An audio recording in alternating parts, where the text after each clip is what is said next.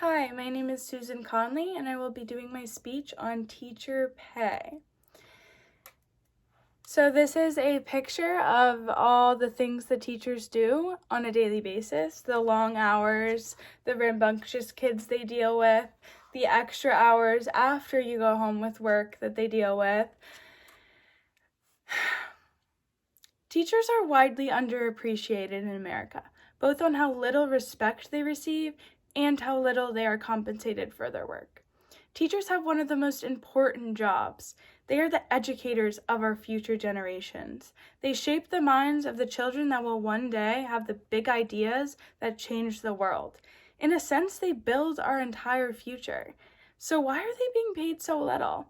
The United States is one of the worst at recognizing and supporting their teachers, and it shows. Having such low pay for teachers makes it extremely hard to attract college students to the teaching profession, let alone talented ones. They are the most talented teachers out there, but how much teachers are disrespected and poorly paid, that number is only decreasing. According to a new report by the Education Department's National Center for Education and Statistics, 68% of public schools have at least one vacancy, and 15% of schools report that those openings are either nearly difficult or nearly impossible to fill. This causes schools to look for less qualified people to fill the spots. With starting teacher salaries at $39,000 a year and rising to a maximum of $67,000 after 25 years of work, it's no surprise that we draw most teachers from the bottom 2/3 of the college class. Many talented college students who are passionate about teaching but seek a stable future opt out before they even begin. All work and no pay.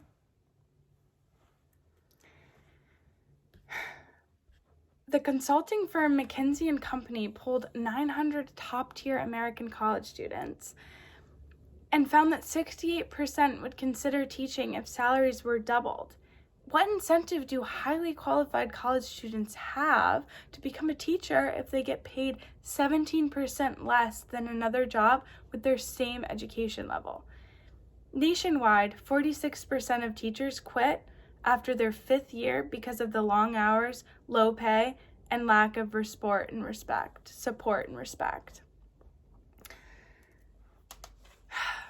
The low salaries for teachers make it harder to raise a family and support them financially. Even if you don't have a family, it's hard to even the cost of living for a teacher's salary. Having the starting salary for teachers at $39,000 a year makes paying back college loans and trying to start a family off of one salary nearly impossible. 62% of teachers have to take second jobs just to be able to support their family and make ends meet. 62%. How can anyone expect students to get the focus they need when most of their teachers are taking second jobs, let alone the class sizes are getting larger every year? There are countless professionals who have awards and recognition for their work, yet they feel forced for financial reasons to rethink their career. This picture right here is the cost of living in 7 common states in the U.S., and that is in the gray, and the yellow is a teacher's salary in those states. And the gray exceeds the yellow in every single state on this picture. Bad teachers equal bad education. Low teacher pay has a negative impact on students who are the future of this nation. How children are educated will have a direct impact on how they will grow and contribute to society. Experts have said that American students' low in performance and slow progress in education could also threaten the economy's growth. The nation is shortchanging our students because the government cannot bring themselves to pay enough to attract good quality teachers. A common rebuttal. This is a picture saying teacher pay, student achievement directly correlated. So a common rebuttal is that teachers should not be paid more because even the increase in pay would not help the teaching system or student achievement. This is untrue.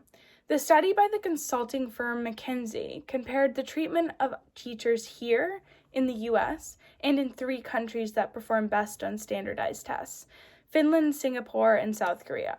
First, the governments in these countries recruit top graduates to the profession. In Finland and Singapore, they pay for training for their teachers, so they know they will be qualified to teach the students. In terms of purchasing power, South Korea pays teachers on average 250% of what the US does. This proves that when a country focuses and invests more in its education system, it will boost the quality of their teachers and the achievement of their students. This goes with the saying, you get what you pay for. The U.S. needs to recruit more people who are highly qualified to the teaching profession. So this is a solution to this low teacher pay, low student achievement problem that is going on in the U.S. This is a picture of our discretionary budget that is in the yellow right here and in a better light. The way they do this is by instituting training for teachers and increasing the average pay for teachers by adding more to the budget for education. The U.S. has a federal budget of $3.8 trillion. Of this budget, about $1.1 trillion goes to discretionary spending, or just allowance money. Discretionary spending refers to the part of the budget that Congress each year chooses to give to help the economy in any way. Of this, 54% or $600 billion goes to military expenses. Even 7% goes back to the government for spending, yet only 6.3% goes to education for the entire nation. If the U.S. has the ability to find a way to send Americans to the moon or spend $600 billion on military expenses each year, the government can find a way to pay the people who are educating the future generations of our nation more money. Thank you.